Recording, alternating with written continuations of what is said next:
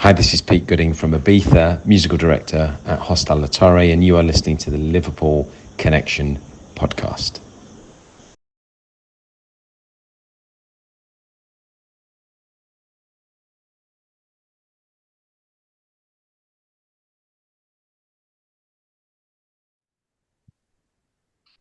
Hi everyone, and welcome to the Liverpool Connection podcast. I'm your host Daz. This is my football and music episode where I bring on a musician who is obviously into football and music. I've been wanting this lad to come on for a long time to have a chat. Again, he's part of my musical landscape and upbringing. An 80s, 90s kid. It's so crazy to think that it's been this many years. They're putting out their anniversary edition of their first self-titled album, which I'll say Utah Saints. So that kind of gives you a hint. But I've got Tim from Utah Saints to come on and chat to me. He's also a Liverpool supporter, which is even better. Because I've had so many amazing musicians come on, and it's great to talk footy and music, and to hear that you're a Liverpool supporter really, like, I was like, wow, that's even better for me. So I'm not. Yeah, so like I said from the off, I'm not a diehard. I'm not a diehard football because I don't have enough time to spend on it. But I've always supported Liverpool since I was a child, and so because I watched your podcast with Aston from the Freestylers, and he's like every home game season ticket holder, and and if I supported any other team, I could probably be a season ticket holder, but as you know, being Liverpool to get a season ticket holder is it's probably easier for me to get to the moon. Yeah, it's gold dust. That's what it is. But I want to ask you, because I mean you're a London boy, right? Yes, I was born in London, grew up in Kentish Town and Highgate, and then moved towards Stevenage area, then Lincolnshire till I was about 17. And then when I was 17, I lived in a small village and there wasn't a lot going on. I thought, I was into my music and that, and I thought I need to go to a big city if I want to get anywhere, really. And I'd pick Leeds because when I looked on the map, Leeds was like right in the middle of the country. So I thought I could be in Manchester in a bit, could go to Newcastle, go to London. So it seemed a really good location. So I went, and then I thought, well, I'm not going to, because I was living in the countryside, I thought I won't go living exactly in Leeds. I thought I'll move just outside of Leeds. So I lived in Harrogate for a few years and then eventually moved to Leeds. And that's how I met Jazz, my partner, who is from Leeds. Well, how did supporting Liverpool, because like you said, you're London born and bred, so you have so many football teams to choose from. Why Liverpool? Well, my first ever game, first ever game my dad took me to was when I must have been about 7 or 8 years old, and I went to Highbury, the old Highbury, and I saw my dad took me to see Arsenal v Liverpool. And that was back in the time when like Keegan was playing and Ray Clemence was in goal, and it was like that classic Liverpool team. And and I kind of just from then on I just had a soft spot, and probably my blood should have drawn me to be an Arsenal fan, but I always had a soft spot for Liverpool. And after that, I remember I wanted to be. I asked my dad to buy me for Christmas. The Liverpool goalkeeper kit, so it was Ray Clemence's kit, and that was my Christmas present. And then I got a nice pair of Adidas boots the following year. So that kind of thing, just little things when you're young, like, just stick with you forever. And I've only ever been to Anfield once, and I was lucky enough to go, to when the friends of mine who had a season ticket were away, and I went with my daughter. I managed to sit in the cop when they were playing Hull. This was a few seasons back, and I was about 3 from the front behind the goal. And it was one of the greatest days of my life. So I've done a lot of things in my life, and when people list me what did you enjoy most, I put that up there.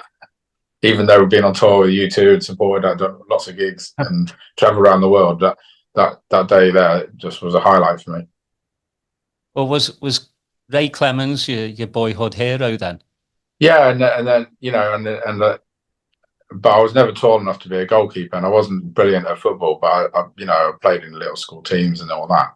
But I just, I don't know. There was just something that gelled me to that to Liverpool, and I'd always kind of I always followed them. But I've never been like right, and when I can watch a game of football, I always enjoy watching football. Like the closest team to me at the moment, I can see their stadium from my house, right in the distance, is Boston United, and they're way down in the league.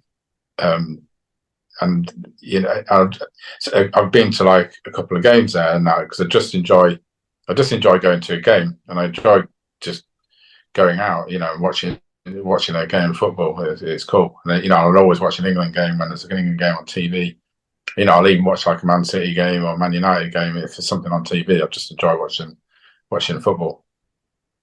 I don't know if you're the same, because I know you're a diehard Liverpool fan. So do you find it easy to sit there and just watch another game, or if it's not Liverpool? Well, first most, Liverpool first, but I am a football supporter, Yes. But if I have it on another game on the telly, I'm not like 100% focused on it. Yeah. Like I'll be doing other stuff. But when it's Liverpool, it's like everybody in the house be quiet. Yeah. I'll turn the volume up to like 60. Like I'm actually at the stadium. My wife's like, you have to have it so loud. I'm like, shh, I've got to feel it, and and in the pub and everything as well. But yeah, I mean, I'm a footy supporter as well. I like watching good teams. I can't stand Man City, but they are a good football team. Whatever's happening off the pitch with the 115 charges, that's a bit different. But when you actually watch a team like City, the Rodri is probably the best DM in world football. Yeah. You've got to appreciate them. Yeah. And even the United teams of like the 80s, who I couldn't stand either, you've got to appreciate it. But I think, Tim, we grew up again in the 70s when Liverpool were at the top. It was either Liverpool winning or United were winning. It was those two teams. Yeah. The 80s, Arsenal started to come into it. But basically, it was just us and United all the time. Yeah. No, I remember watching like FA Cup finals with Manchester United and Liverpool. Many of those, and but I always find this was quite a lot. The cool thing was I like watching that final as a kid, and then we actually played Wembley Stadium back in the old Wembley Stadium when we supported U2, and they gave us one of the team's dressing rooms. Like they gave us the home team's dressing room as our dressing room. So things like that were cool for me, because I just so when I went in there, I thought the history that has taken place in this room, and actually going in that stadium, because I never actually saw anything else at that stadium, so I never went to a game there, but we played a gig there. And we also got to go around the football stadiums around Europe with them, which was cool. So I always thought, I remember watching this game from here, but we're playing it as a band, so it was weird. But there is a strong link between music and football for me. Oh, and like I was talking to Dub Pistols, Barry Ashworth, and it's crazy to think, when they're playing a gig and Liverpool are playing, because he's a massive Red as well. Yeah. He would have to get somebody to set up a telly on the side of the stage. So in between songs and stuff, he'd take a quick look. And I think that's great. I remember I was doing a gig a few years ago when England were playing Sweden, and I think it was in the Euros, and it was a Saturday afternoon, and we had a gig on that Saturday afternoon. I'm actually DJing, and the match was on, and they had it on the screens, and it was an outdoor festival thing. So people were dancing and that, and but England won that game, and but it was cool. It was just weird because I had it on the screens and I had my phone set up, and so I was DJing, and my set was kind of our set, mine and Joseph, was kind of dictated by the pace of the game. So, but yeah, it's cool. It's like I understand why. Yeah, I mean Barry is mad on football. He's mad on Liverpool, and another friend of mine, Crafty Cuts, Martin. He's mad Liverpool fan. But it's weird because I'm not. I wouldn't class myself as. They're like diehard, so they'll just talk about it for hours. So they probably don't even know that I support Liverpool. So they'll probably have to watch this to realise that I support Liverpool. Because I don't feel qualified to sit there and talk to them about it with. Yeah, I've had Martin on before. Right. Crafty's brilliant. And he's always like, you know, when he's on tour, he'll message me. And we'll talk, especially like during the summer, the transfers. He's like, "What's going on? What's going on with Liverpool?" Yeah.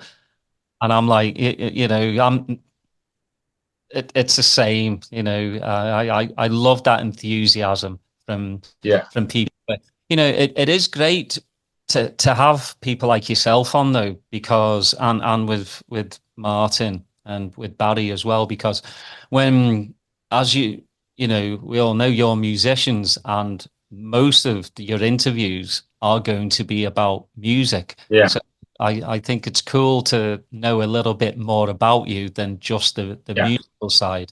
And, you know, that's a big reason why I do these football and music episodes, is to know more about you, you know, as a person. Because if you want to know about you can get on YouTube, you can watch interviews, you can get on Google and find all your stuff about Utah Saints.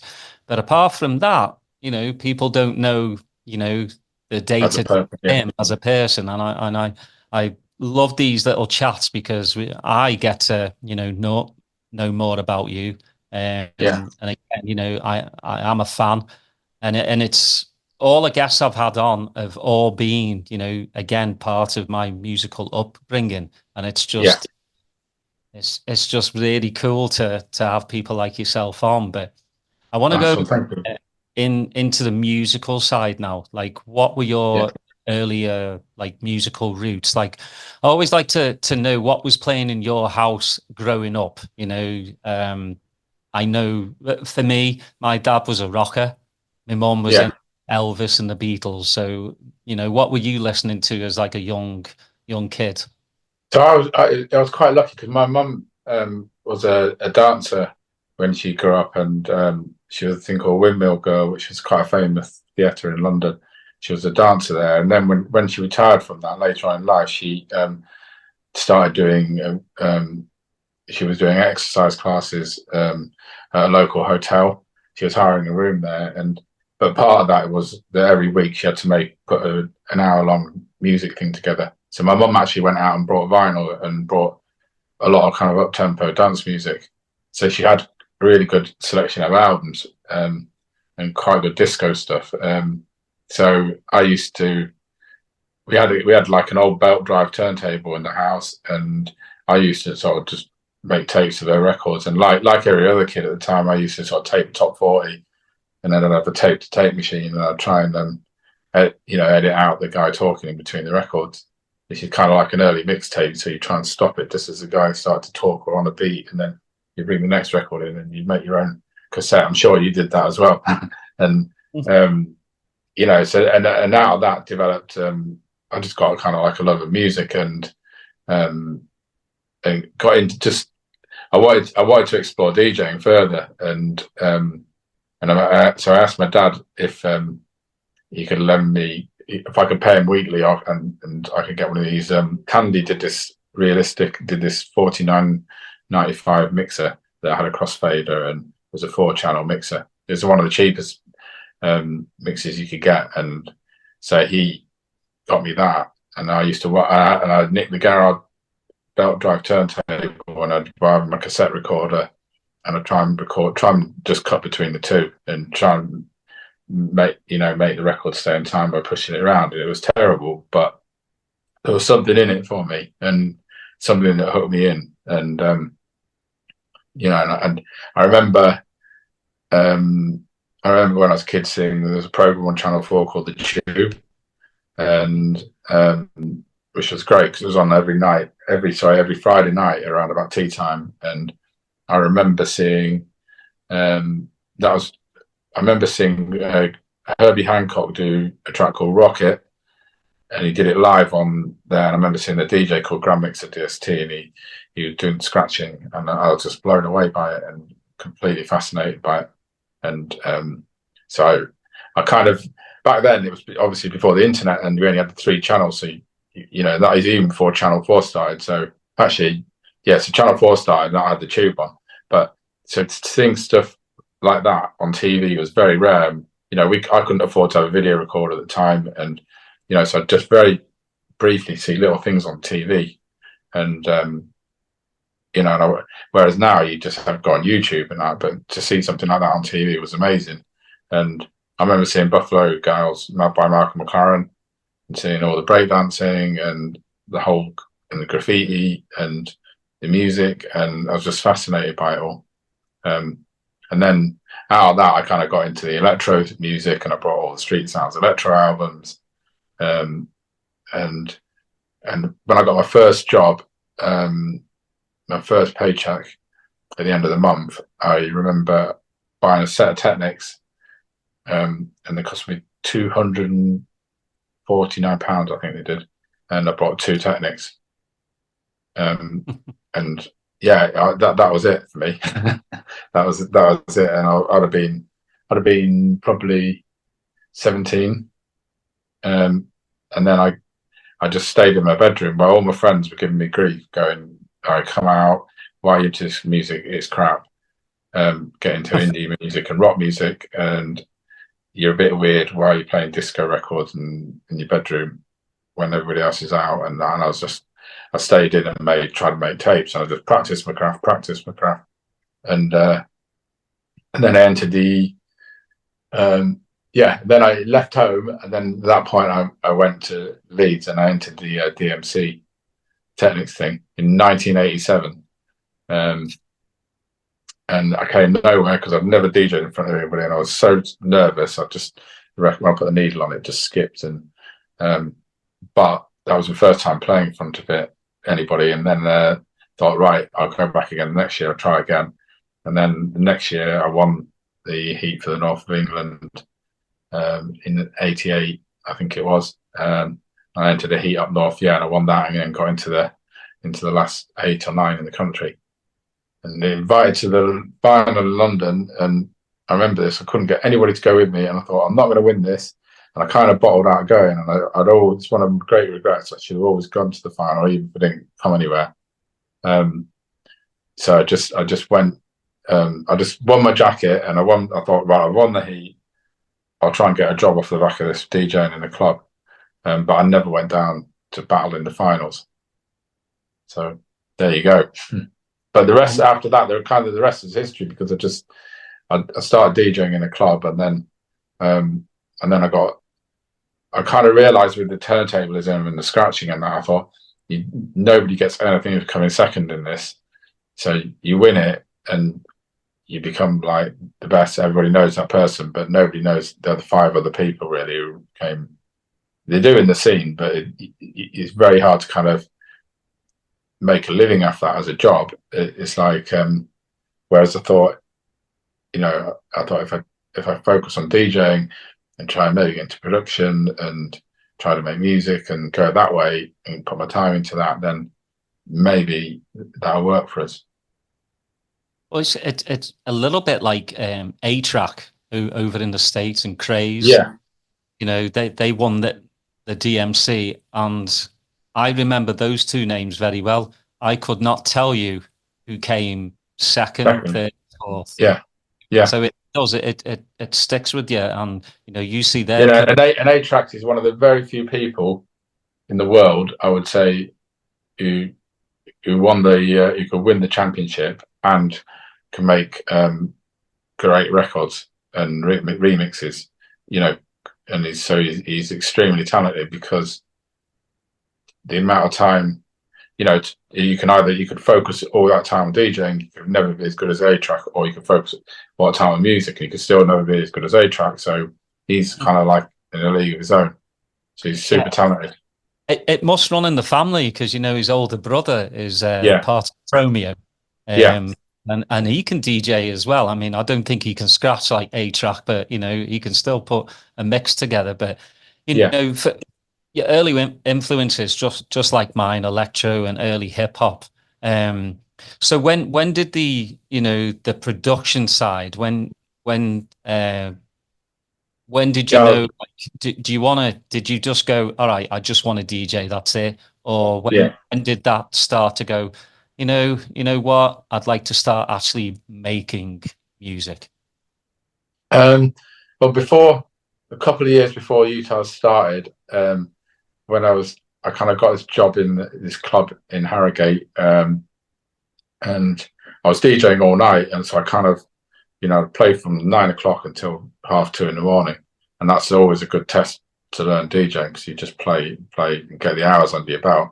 So I'm a great believer, and I always say this to, like, I've got a daughter, you know, because I do think now in the current world that we live in, then people kind of expect to be like at a certain level, whatever they do, within 6 months, and then they're like, and I know it's hard because you go on YouTube and you go, right, say whatever you want to do. Say you wanted to do like a yo-yo champion, for example.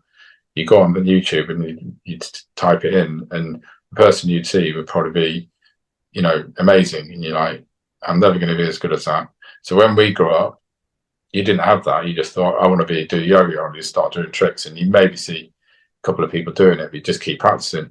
And I think I always like say to people, like, you have to put in, you know, the 10,000 hours thing. You know, if you pick whatever you pick, if you did it for 10,000 hours, you should be at an all right level that you think, right, I'm never going to be amazing, but I'm pretty good at this. You know, and I'd say that with DJ, and I say that with music, and it's like you've got to put a lot of time into it. Nothing happens overnight. And so going back to, you know, your question, it's like I just thought, right, I wanted to go in the studio. I was DJing in this club in Harrogate, and I wanted to go in the studio. I had no idea like how to work the equipment, so I hired a studio and I went in and I just took a load of records, and I had an engineer there, you know, and I was like, can I sample this loop, do that, and I realized it's like it was hard to have, you had an idea in your head, and it was kind of transferring that to come out of the speakers is quite a hard thing to do through a third person. So but out of that, I kind of made a few records, and then I always wanted to sign to a label in Sheffield called Warp Records, because I love the sound coming out of Sheffield and Leeds, which was people like Nightmares on Wax and people like the Forge Masters and Unique 3 out of Bradford. They were making this kind of bleepy sort of northern techno, and Warp seemed to be the label that was putting out this cool stuff. So I made a track which I thought would work on Warp, and I remember going to Sheffield and walking into Warp Records thinking I was going to get a deal, and I didn't get a deal, but I went to another label in Sheffield called Ozone, and they put out kind of techno-y stuff, and then I released some records with them. So that was my first thing, sort of turned to production, and through working in this club in Harrogate, we did a Friday night, and it was a real bit of a shithole of a club, basically, because it was the club that they had an ongoing night there. We went to see them, so we hired a venue because it always had about 20 people in, and it was the place that you went when you got turned away from every other place in town. So it wasn't a very nice venue, but it was below a restaurant. It had a license for 150 people. We went and saw them, said, could we hire it? We did a house night, and then anyway, back then, as you remember at the start of the rave thing, it's like you put a house night on, everybody came. Like, no matter, you didn't have to have big name DJs on. Whereas now, if you won't go, right, I'm going to put a night on a Saturday night, you say, right, who's playing? And, you know, you have to build it up really slowly. Back then, you put a night on and people came, and it'd always have queues, and you could have done it on a Thursday night, and people would have come because people went out, and the people don't really go out so much anymore. They go out, once every few weeks. But yeah, so it did really well this night, and I remember we brought people like Graham Park came over, Sasha played there, and we got guests in, and so it was a cool little thing. But eventually, it got shut down by a fire officer because it had a license for 150, and the fire officer came down one night, and it was just going off, and there was 300 people. Probably 50% of them were on ecstasy, probably 80% of them were, and it's just like that was game over. But during that night, the club, people who own the club were really happy, and they said, "Do you want to take the Saturday night as well?" And we said, "Yeah." But we said we'll put something different on, and we just put a kind of more of a chilled out night playing disco, and the person who ended up DJing that was Jez.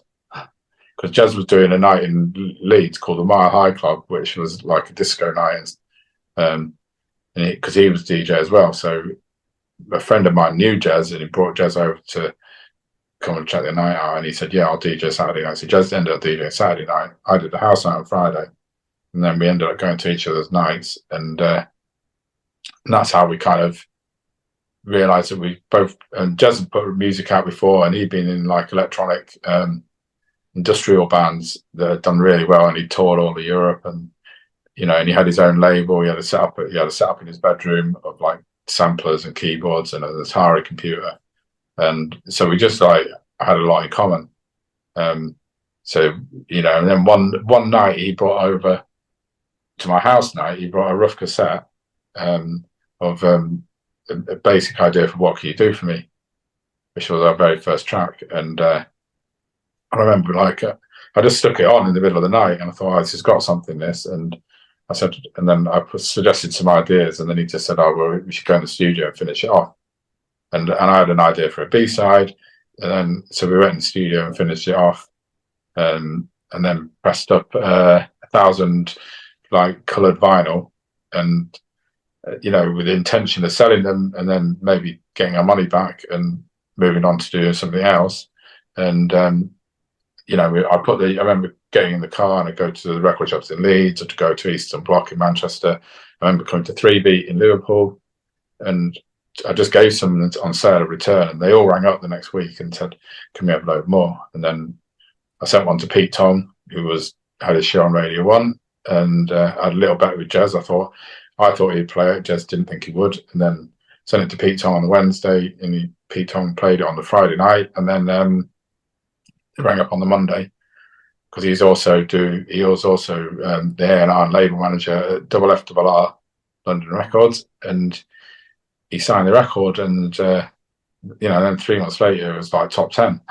So we were like, it was crazy. It just happened so fast, but there was no master plan from us. There was no we thought we had a hit record. It's just like we made a record to work in a club. And then we pressed a few. That was it. Yeah, I think that I don't want to sound like a grandpa, but I do miss the good old days where because I've got a bunch of mates that produced back in the day as well, and just seeing them cart around a bunch of their own vinyl and give it to the guest DJs and stuff, and just seeing the connection. Today. You get on Beat, I had this discussion with Aston as well. You get on Beatport, and there's just thousands of tracks, and 90%. Part of the reason for that, and which I sort of strongly believe, because back then, so when we did that record, right, to press up, even back then in '91, to press up 1,000 copies, right, we had to commit to a grand, right.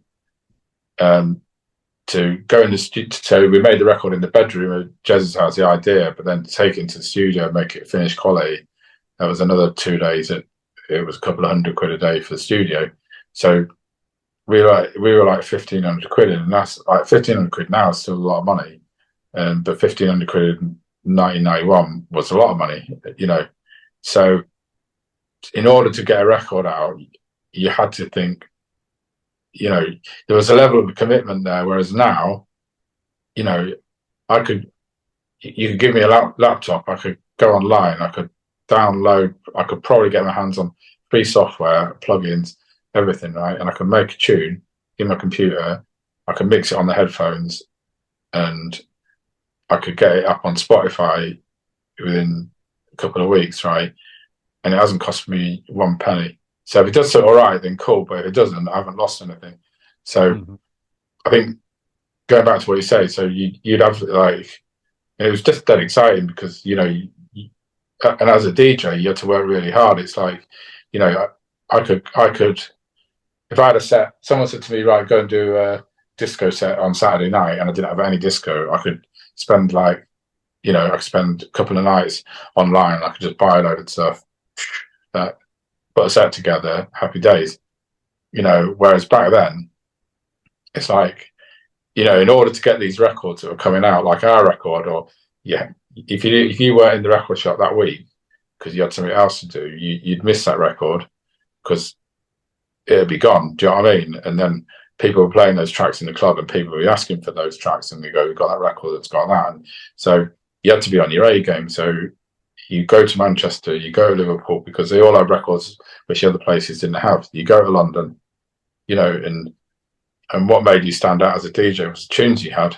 Because, yeah, whereas now, I'd say the difference is, yeah, everybody's got access to Beatport. So kind of what you got to do now to stand out is make your own edits, make your own versions of things. And that's, which you kind of didn't do then.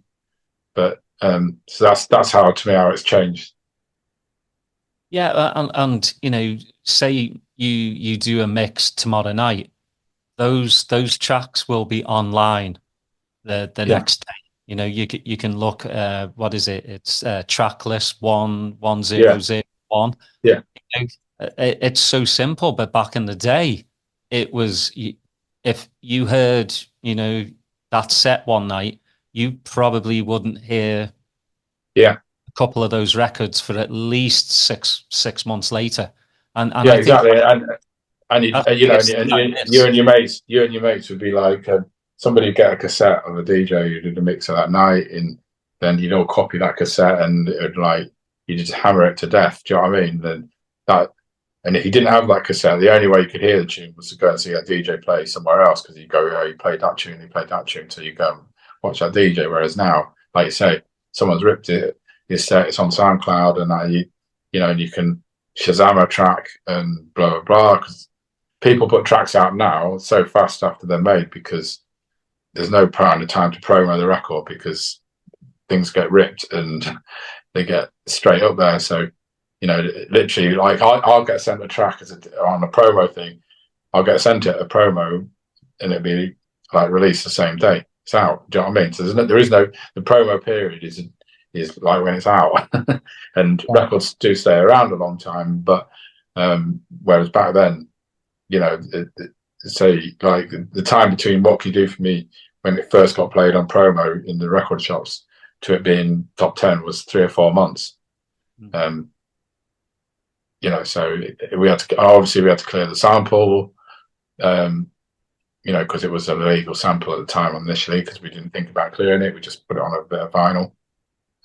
So yeah, it's changed, and I always just always like, I'm not one of those people who goes, oh, it was better back then. I always try and take the positives and everything and work with it and move forward. But I have, like you, probably seen a lot of changes over the years.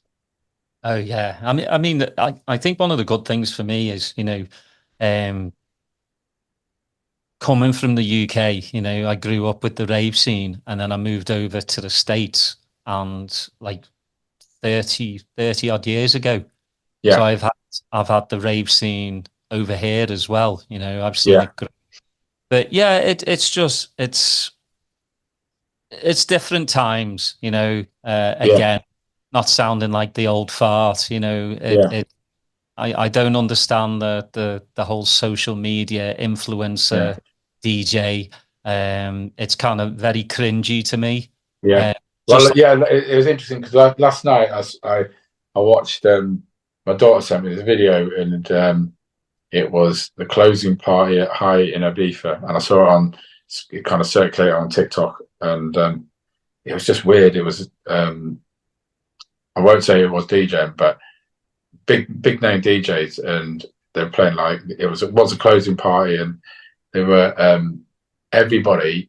The music was like it was quite flat, and everybody, not one person. When you look out, not one person was dancing. Everybody was stood still, and every single person, because it was a moment, every single person in that crowd was filming it. Right, every single person had a mobile, and it was just like, and I was kind of.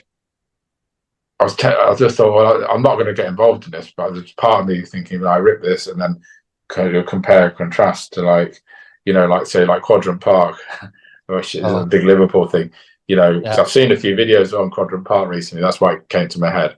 In the 90s, again, the stat, and it's like, and when I watched it, I was just like, it's quite sad that it's like,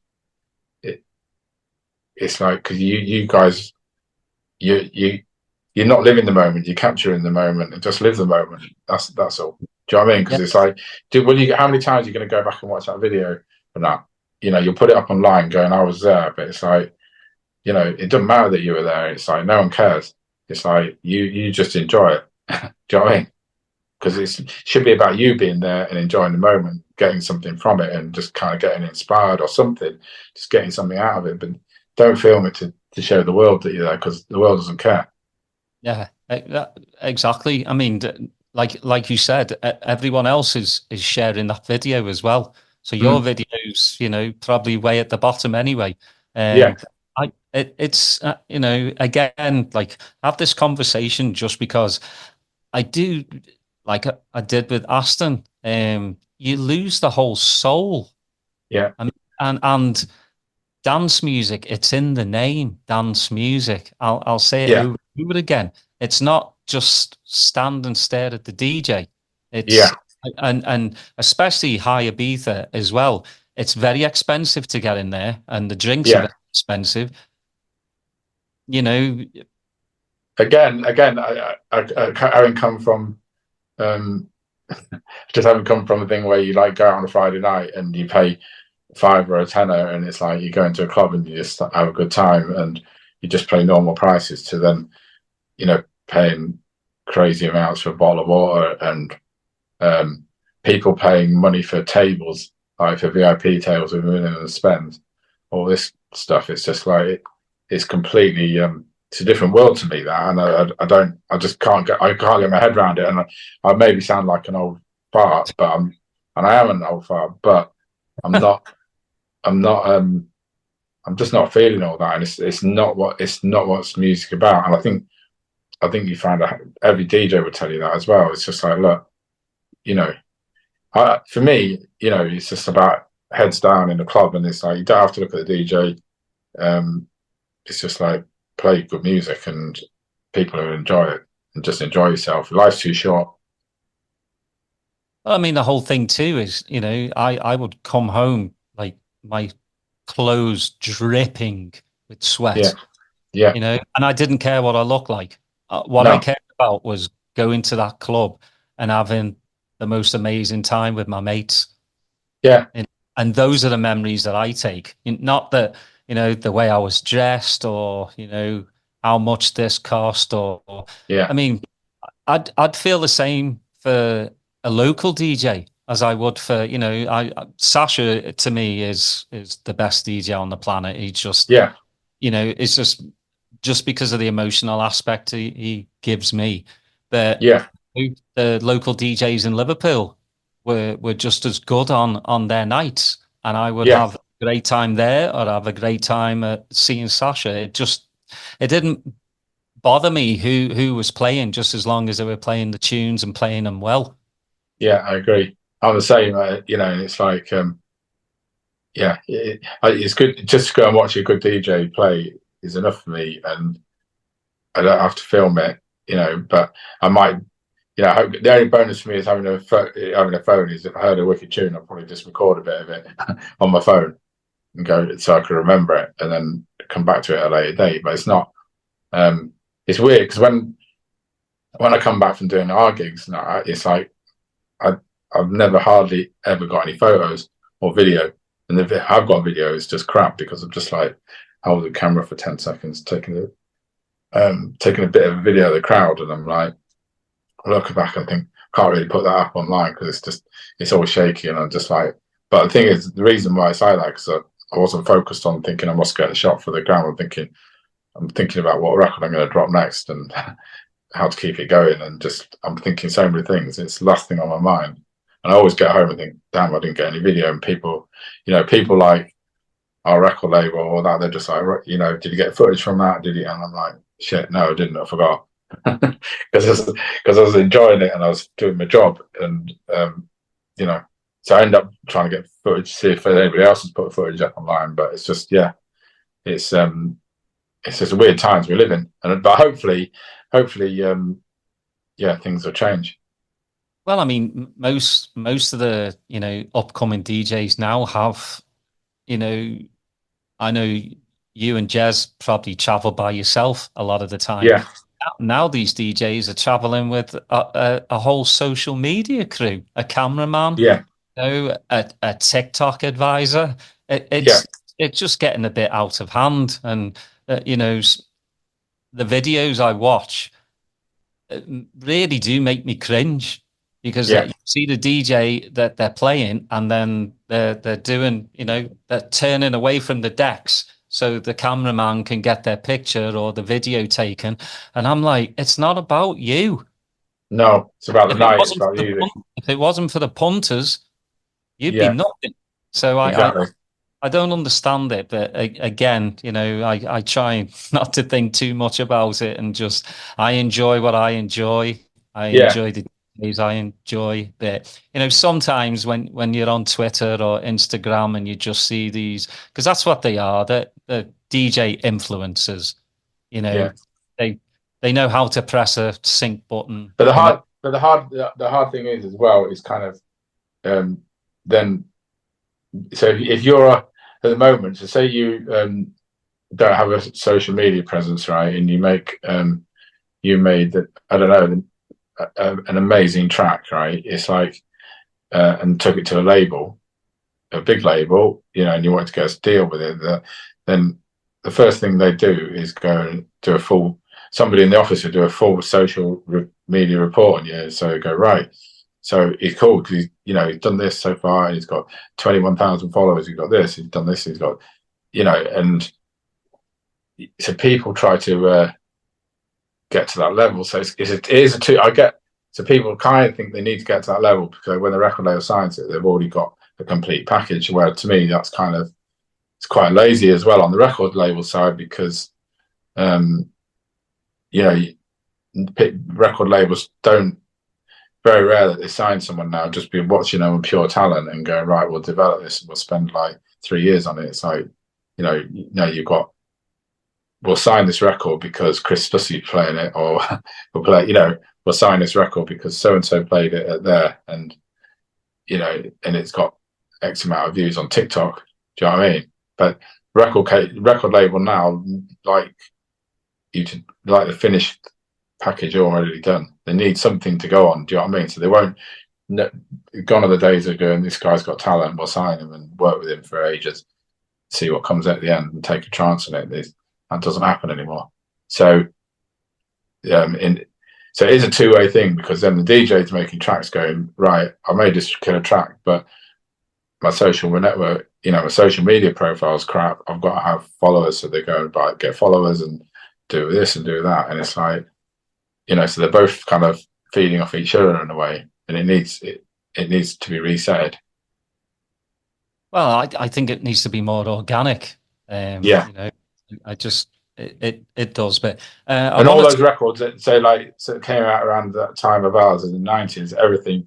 The great thing was it was all organic, and so say, what can you do for me? Got top 10, something good got top 10, and they got top 10 because. People heard those records out in clubs, then they went out and spent their hard-earned money, and bought a physical copy of that thing that made it chart.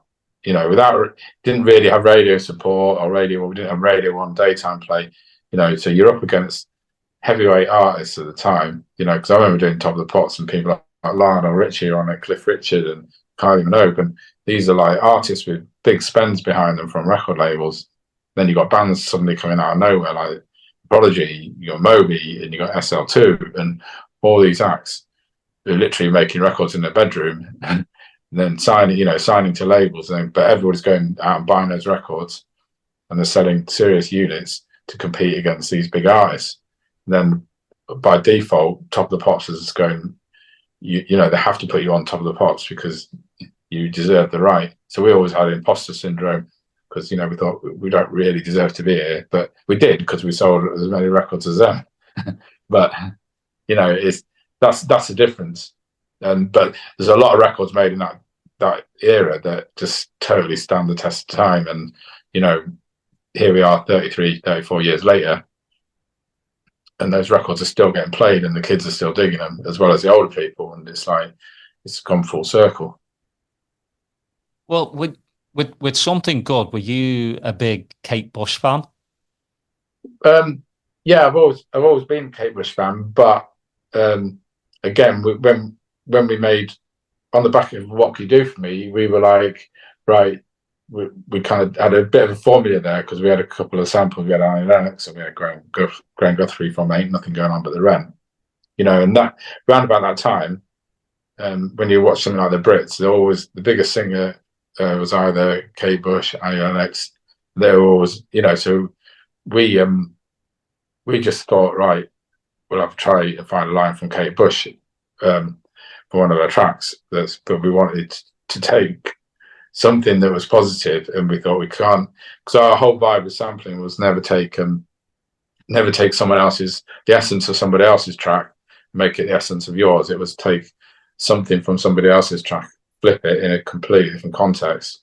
Don't take someone else's chorus and make it your chorus. Take a line from the verse or something like that, which is what we did with Annie Lennox and Kate Bush. And I like to think that's why she kind of cleared the sample, because she's never cleared a sample since, and it's the only time she's ever cleared a sample in her life. But I like to think it's because we didn't we didn't ride on the back of it being Kate Bush, because I still get to this day got people going, I never realised it was Kate Bush until the other day, and I've heard that record for the last 20 years, and it's like, so that's, that shows it kind of, I don't know, we just took a small thing and took it out of context and put it into a different track and flipped it.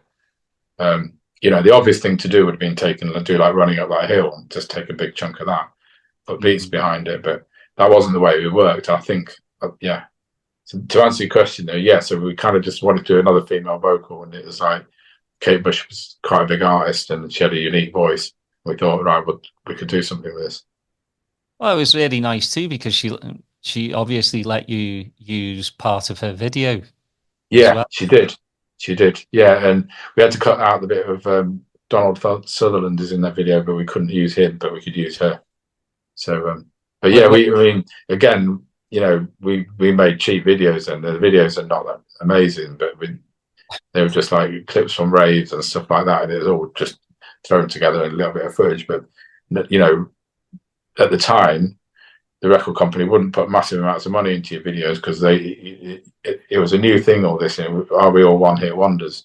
So we're not going to spend loads of money on it. So you get a few grand to make a video. So you probably get your mate to make it, and it films some footage at a rave. And so nobody made great videos back then, but they did the job, and they worked. Well, I mean, 9 top 40 UK hits, and 4 of those got top 10. I mean, you can look back on that and just go, that's brilliant. You were on top of pops, which again, when you're a teenager growing up in the UK, you want to be on top of the pops. Yeah, you do, because because I explained that to my daughter, because it's kind of it was a big deal back then, because it was a big deal to be on telly, because now it's not a big deal to be on telly because you've got so many channels and you can get on telly if you want to, really. And it's like, and not everybody sees stuff because everybody watches TV on demand, and a lot of things get missed. So, but back then, as you remember, it's like Top of the Pops was prime time, 7 o'clock you'd be sat down at home with your mum and dad having your tea, and like everybody watched Top of the Pops, and then you went into school the next day and everybody talked about what was on Top of the Pops, whether it was good or crap. And so chances are you'd be seen on telly. So it was a big deal, that. And I remember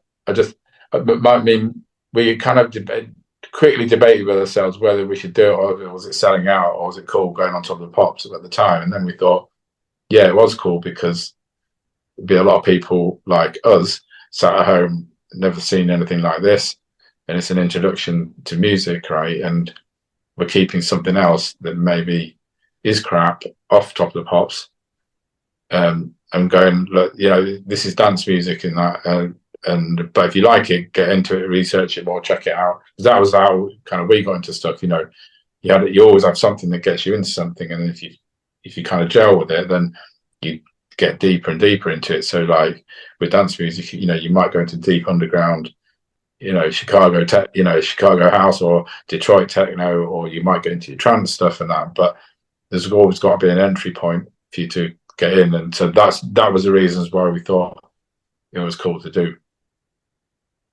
Yeah, well, I mean, you see, it's kind of make or break as well, because I remember hearing the stories about like Wham and Culture Club. Yeah.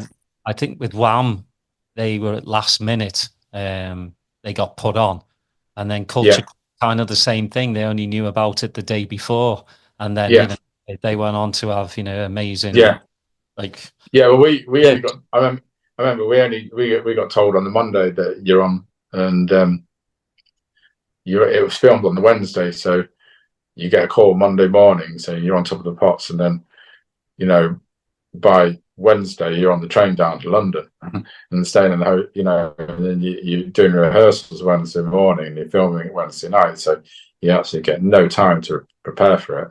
You get told the week before where you were in the charts on the midweek thing, so you're actually doing okay, so you may get Top of the Pops, so you start thinking about it, but you don't know until Monday that you got it. And then so suddenly by Monday afternoon they want a stage plan. They wanted the edit to be like, if your track was 3 minutes 50, they want an edit to be 3 minutes 20, so you'd have to do an edit, cut it down. Then they want a stage plan where everybody's going to stand and what instruments you need to hire in and all that stuff. And so it moves really fast, and before you know it, you're down there on Wednesday morning running through the track all day. So we were like, we were like, geez, this is cool, but it's like we thought, how are we going to present this? So we thought we'd present it as a band rather than just me and Jez. So we decided to go down the band route, but there was there was 4 or 5 guys stood on stage, vocals coming out and no singer, and the vocals coming out of a machine. So they were like, well, where's the singer? And we're like, well, it's a sample, so we're not going to bring somebody down to mime Kate Bush or Annie Lennox because it's an Annie Lennox sample. So why would we do that? And so they were like, well, so they put me at the front where the position of the sort of lead guitarist would be with my decks, and I'd have to look like I was dropping the vocal off the records to make it look interesting. And then, I remember them sending me out the studio because they said, could I go and get a coloured bit of vinyl to make it a little bit more interesting and just things like that. So we were always under pressure to try, to make it presentable. And I remember doing that episode as well. I remember there was the Oberon as well, and their track had got in the top 20, and they just played chess. So they do you remember that episode? So they just played, and the producers and that were like just pulling their hair out because I just thought it was genius, but they just played chess for the whole 3 or 4 minutes, and the camera had to film that for primetime BBC. So it was one of those moments the next day when people go, "Did you see that band just playing chess?" And it's cool because you're just kind of making a statement, and like going back to imposter syndrome, you got 5 minutes of primetime BBC, and you got every right to be there. They don't want you to be there, but you take your right and you take that 5 minutes and you do whatever you want. Yeah. Alex Patterson is an absolute genius. Yeah. Really is. Like, he's totally cool. I remember that, and just my sister was more into I'm a big Depeche Mode New Order fan, Yeah, but she was more into like Altered Images, yeah. Aztec, the kind of stuff. And we watched Yeah, that. Depeche Mode were one of the Depeche Mode. I remember when they were one of the first bands I actually saw, and I remember going to see them at Hammersmith Odeon um, when I was about 16 years old. And again, that gelled with me because it was electronic music and keyboards, and I just wanted to go down that route. So all these little things have just kind of hooked me at a young age, because I totally, a few years ago I was lucky enough to be in New York and Depeche Mode would play all a year later at Madison Square Garden, and that was one of the greatest gigs I've ever been to in my life. And but it's kind of emotional for me as well, because it was just like they were the first band I saw, and then all this time later I'm back watching them again in Madison Square Garden, and they're still doing it, so on a massive scale. Yeah, they're absolutely brilliant. Uh, what I love about them is like every album's different. They Yeah, go a little darker, maybe a little lighter. But yeah, they always reinvent themselves, and I guess that's what you've got to do. I mean, yeah, one thing that's let me and myself and Jez down is the fact that we've only done 2 albums in the last 30 years. We should have done more, and I'm for whatever reasons we haven't. but I mean the great thing, I know a lot of people will bring in their own producers or engineers. I mean, you and Jez, you wrote, Yeah, produced, and mixed all your own stuff, and I yeah, find that fascinating because, again, I'll hark back to this day and age. If you have an idea, you can go and hire a producer, like a ghost producer, yeah, an engineer, and they will, bring your ideas to life. But you and Jez, yeah. yourselves, and my hats are off to you. Um, why did you think now is the right time? I know it's been 30 plus years now for your debut album. Why did you think it was like the right time to like reintroduce the album to the world? Because we got an opportunity, because our back catalogue, all the London record stuff from back in the day. There was a period where Double F Double R and London Records sort of didn't exist, and it has been passed around big company to big company. But then our label who we're on at the moment is called Because Music, and they brought all the catalogue for London Records. So, and that was in 2017. So when they brought it, we were like, straight away we had a meeting with him, and we were like, right, it'd be great to get, because there was a lot of tracks which had not come out, and then they were not on digital, and there were things where we'd done promos and they'd not been released, and we were like, right, we've got all this stuff, and we kind of want to get it out there. So it's taken quite a few years to get together and like find the DATs and remaster them. And and the other thing was that the original album came out on one piece of vinyl, so we wanted to put it on a heavier bit of vinyl, split it over two, and just make it a bit more special. And because there is, there is a resurgence in vinyl, but people, I think our age group, what I've noticed, especially in the last few years when we're going out and DJing events, is that so our age group, the kids are grown up and they're left home, gone to university, or at an age now where they can kind of take care of themselves. And all those people who are going out then, they're going out again now, and they want to go out and they want to go to events. And so we've been doing quite a lot of these sort of day events that are starting at 4 or 5 on a Saturday, finishing at 10, 11, but they're absolutely rammed, and they're just like, by 5 o'clock it's just kicking off. And it's amazing. So people, it's great to see that.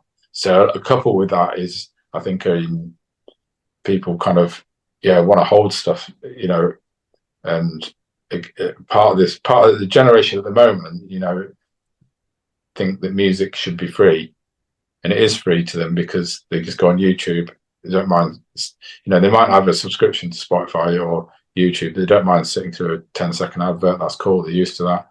Listen to a track, build a playlist on Spotify or Apple Music, and then, you know, when they get bored of that track, they just delete it. And that's it, you know, and then they go on to the next thing. Whereas, you know, I can go, I've got like a big record collection, and like behind with your shoe collection, you can pick up any one of those records, and I can remember, I could probably tell you a story about the time that I got that, where I got it from, or I remember playing that. I remember that when that sat in my record box and was a big tune, and you know, it's got a memory attached to it. And the problem at the moment is everything's a bit throwaway, and music's free, so therefore, you know, the artist, you know, unless you do millions of streams, you don't get any money off those records really. And you go and maybe go and see the artist, or you buy some merchandise, and that's, as an artist, that's how you earn money. You know, whereas back in the day, I'd say, what can you do for me? It sold about physical copies. It sold, you know, whether it be CDs, vinyl, or cassettes, it sold about 180,000. So 180,000 people went out and bought that, actually paid some money, and had something physical to hold in their hand. And when looking back at it now, that amazes me. But we all took that for granted at the time. But you know, and whereas now, if somebody puts out an album and it sells 5,000 on physical, that's a big success, and that is a big success because, you know, nobody buys vinyl anymore. But it is coming back. So we just thought, yeah, we'll put it out there to that generation of people if they want to have, you know, because they sit in the chair, they've got a nice turntable, they've got a little setup and that, and they just want to put a record on, get the crackle at the start, and listen to a record from start to finish, and sit in the chair. They might be reading something, and it's nice. It's how it should be, kind of thing. Well, it's great because a lot of these, like revival raves, you know, Yeah. bringing yourselves and Slipmatt. It's great because they seem to be bringing their families with them. Like the older kids are going raving with their parents. Yeah, that's fantastic. You know. Yeah, and a lot of these events we're at, which is really encouraging. We are seeing there's people there, you know, in the 40s or 50s, and then stood next to people in the 20s. But there's no age. Nothing looks weird and nothing looks wrong. It's like there's no age division, and it's kind of like people are just into it, and it's great to see, you know, a younger audience that are kind of getting the tracks, and they know the tracks as well. The cool thing is they do know the tracks, and you know, they're in the 20s, and like, how do you know this track? Do you know what I mean? And it's like, that's really cool to see. So whether it's, you know, whether it's them sitting in the car with the mum and dad having cassettes on, or old mixes and that, but the kids seem to know the tracks, and the tracks are still sounding really good. Well, it's like, I don't know if you know the Instagram. Well, he's the fish octagon fella. Yeah. I think he's brilliant. I really do. Yeah. A lot of people are kind of like, he's a bit cringe, but you know what? He's living the best days of his life. He is. He's playing all these like older tracks that me and you grew up with, and he's doing it in a way, such a way where it's not all trance set, it's not hard house, it's not breaks or techno. Yeah. And you know, you see all these kids at the front just having the time of their lives. And he's been cool with us because he played. That's how I noticed him as well, because he played one of our tracks on his thing, and he started talking about it, and so then it was cool. And then I met him a few months ago, but he's sound. I mean, there's a lot of people kind of giving him grief, but I'm just thinking, well, you know, anybody could have done that, but he chose to do it, and he's kind of quite a quirky sort of character. And you know, he was doing it in his dressing gown, and he didn't care. I don't think he thought at the start. He just generally loves music, and he just started playing records and filming it. And he would be in his dressing gown, having some toast or something, and goes check his tune out, blah blah blah. And then it built from that. So no, good luck to him. He's clued up. Like, he is clued up. Yeah, it's not like you can tell when somebody's full of shit. Yeah. And he's not. He's been in the scene for a very long time, you can tell. And, you know, just listening to, I think just people people in this day and age just a bit, when somebody else does something No, good. I mean, a classic British thing to do is to tear them down. build them up and knock them down, and we love to do that. Whereas I do know other countries are kind of like, you see someone's driving a nice car, they're like, "How do you get the car?" And you go, "I worked really hard." They go, "Congratulations." Do you know what I mean? It's like, whereas we in this country we seem to be like encourage people on the way up, and then you don't do too well because we're like we'll bring you back down again. So yeah, well, it's the British media, social yeah, media. But it's already been an hour, mate, and okay. that's what I love about these shows. We just talk, and I have my podcast mixer here, and I just look at the time, and it's after an hour, Right. and it goes by so quickly because conversation is so good, and it just flows. I know you asked me. Yeah, so the thing is, I did my homework because you asked me a question, right? Yeah, you said you said what's my ultimate festival lineup? So I jotted it down on a bit of paper just in case you asked me. So I did do it. I've done my homework. So you get an A+, Tim.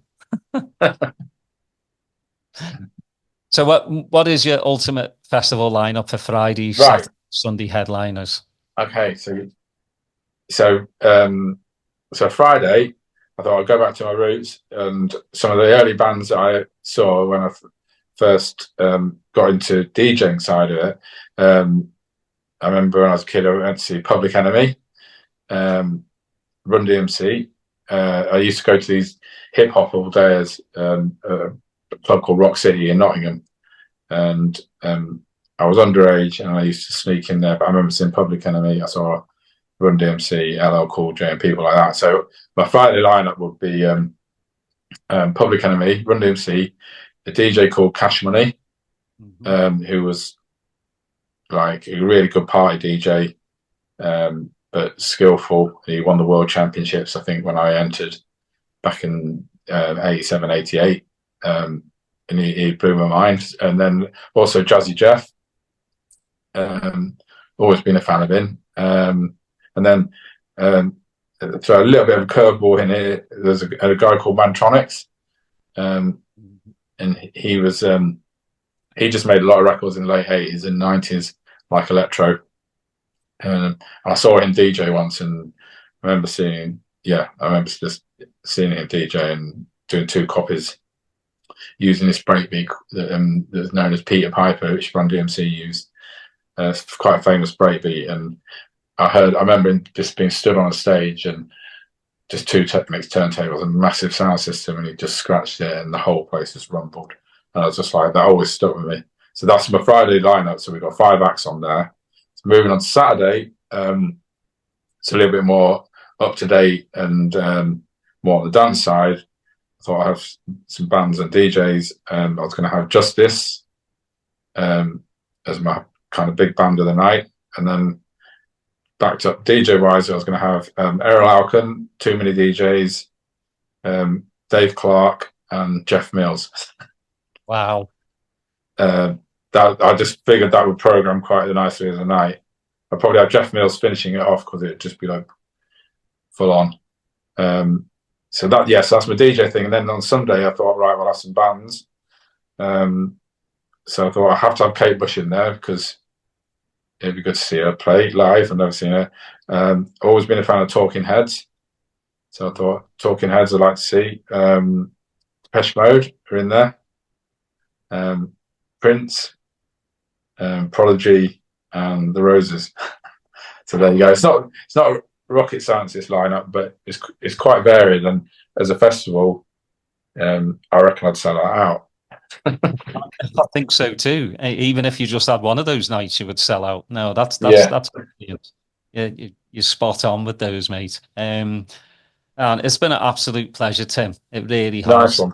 Again, I do these episodes because it's just great to talk to people that I, again, grew up listening to. And I have to say, There's Something Good, the 2008 video, is one of my favorite videos, just Cool. because it's a bit tongue in cheek. Yeah. Just So I'll tell you a very, very, very quick story about that one. Just that when the roundabout time when that video was done, we ministry, to their credit, they were doing videos. I don't know if you remember the Eric Prid's Call on Me one. There were quite a lot of females in very little clothes, and me and Jez didn't see the Utahs as being kind of too close to that in our videos. So we said, look, we understand you got to appeal to a certain crowd. We get that, but the video has to have a story and a bit of humor behind it, and we don't have to go down that route. So that's how that video with the Running Man and the whole story of that came about. And it's quite funny because we do make a little cameo in it. We went down for the shoot, and we saw everything and thought, yeah, this is cool, it's going to be fine. And then when we saw the final cut, there's still a couple of shots where the girl just spins around, and classic ministry shots. But we let them sneak them in because they compromise for us, so we compromise for them. So yeah, it did really well for that video. It's because we had a dance in it. There's so many. If you go online, there's so many people kind of copying it and doing versions of it. No, it's brilliant. When will the reissue drop? It's National Album Day, which is October the 19th. So that's when it's out. So hopefully, we went across to the distributors and we signed 300 vinyl and we signed 300 CDs.